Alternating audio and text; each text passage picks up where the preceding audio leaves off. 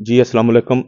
ਅੱਛਾ ਦੋਸਤਾਂ ਨੂੰ ਅਸੀਂ ਹੁਣ ਦੱਸਣੇ ਆ ਕਿ ਜਿਹੜੇ ਦੋਸਤ ਕਿਹੜੇ-ਕਿਹੜੇ ਇਲਾਕਿਆਂ ਦੇ ਵਿੱਚ ਮੂੰਗੀ ਦੀ ਕਾਸ਼ਤ ਹੁੰਦੀ ਏ, ਉਹ ਕਿਹੜੀ ਵੈਰਾਈਟੀ ਬੀਜ ਲਗਾਉਣ ਤੇ ਕਦੋਂ ਕਾਸ਼ਤ ਕਰਨ, ਉਹ ਕਿਹੜੇ ਟਾਈਮ ਤੇ ਕਾਸ਼ਤ ਕਰਨ ਤੇ ਕਿਹੜੀ ਵੈਰਾਈਟੀ ਕਾਸ਼ਤ ਕਰਨਗੇ ਤੇ ਉਹਨਾਂ ਨੂੰ ਭਰਪੂਰ ਫਾਇਦਾ ਮਿਲੇਗਾ ਔਰ ਖੁਸ਼ਹਾਲ ਹੋਣਗੇ ਇਨਸ਼ਾਅੱਲਾ। ਜੀ ਅਸੀਂ ਇਹ ਵੀ ਪੁੱਛਣੇ ਆ ਹਾਮਦ ਸਾਹਿਬ ਕੋਲੋਂ। ਜੀ ਸਰ।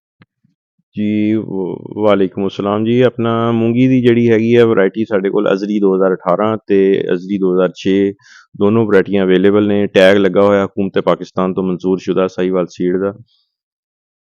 ਤੇ ਇਹ ਕਦੋਂ ਕਾਸ਼ਤ ਇਹਦੀ ਕਰਨ? ਸਰ ਕਾਸ਼ਤ ਜਿਹੜੀ ਹੈਗੀ ਆ 1 ਫਰਵਰੀ ਤੋਂ ਕਾਸ਼ਤ ਸ਼ੁਰੂ ਹੋ ਜਾਂਦੀ ਹੈ।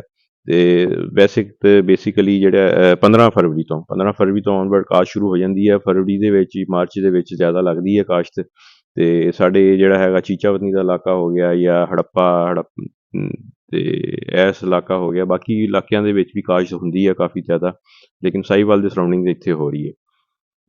ਅੱਛਾ, ਇਹ ਕਈ ਦੋਸਤ ਆਉਂਦੇ ਨੇ ਨਵੇਂ, ਜ਼ਿਆਦਾਤਰ ਆਉਂਦੇ ਨੇ ਨਵੇਂ ਵੀ ਅਸੀਂ ਮਤਲਬ ਮਿਸਾਲ ਤੌਰ ਤੇ ਮੂੰਗੀ ਦੀ ਕਾਸ਼ਤ, ਕਈ ਦੋਸਤ ਨਵੇਂ ਆਉਂਦੇ ਨੇ ਅਸੀਂ ਇਹਨੂੰ ਕਾਸ਼ਤ ਕਰਨਾ ਚਾਹੁੰਦੇ, ਉਹਨਾਂ ਨੂੰ ਇਹ ਦੱਸ ਦਿਓ ਕਿ ਉਹ ਬੀਜ ਦੀ ਕਿੰਨੀ ਮਿਕਦਾਰ ਉਹਨਾਂ ਪਾਉਣੀ ਤੇ ਕਿਸ ਤਰ੍ਹਾਂ ਕਾਸ਼ਤ ਕਰਨੀ, ਬਸ ਇਹ ਥੋੜ੍ਹਾ ਜਿਹਾ ਦੱਸ ਦਿਓ।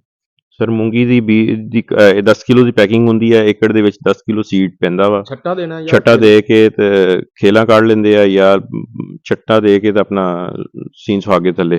ਵੈਸੇ ਖੇਲੀਆਂ ਤੋਂ ਬਗੈਰ ਵੀ ਹੋ ਜਾਂਦਾ? ਖੇਲੀਆਂ ਤੋਂ ਬਗੈਰ ਵੀ ਹੋ ਜਾਂਦਾ।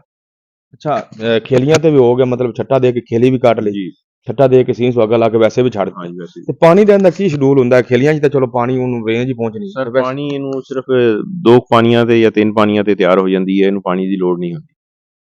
ਅੱਛਾ, ਮਤਲਬ ਇਹ 72 ਦੇ ਵਿੱਚ ਕਾਸ਼ਤ ਕਰਨੀ? ਹਾਂਜੀ 72 ਚ ਕਾਸ਼ ਹੋਣੀ। ਅੱਛਾ, ਕੋਈ ਇਹਦਾ ਕਿੰਨਾ ਕੁ ਟਾਈਮ ਪੀਰੀਅਡ ਹੁੰਦਾ?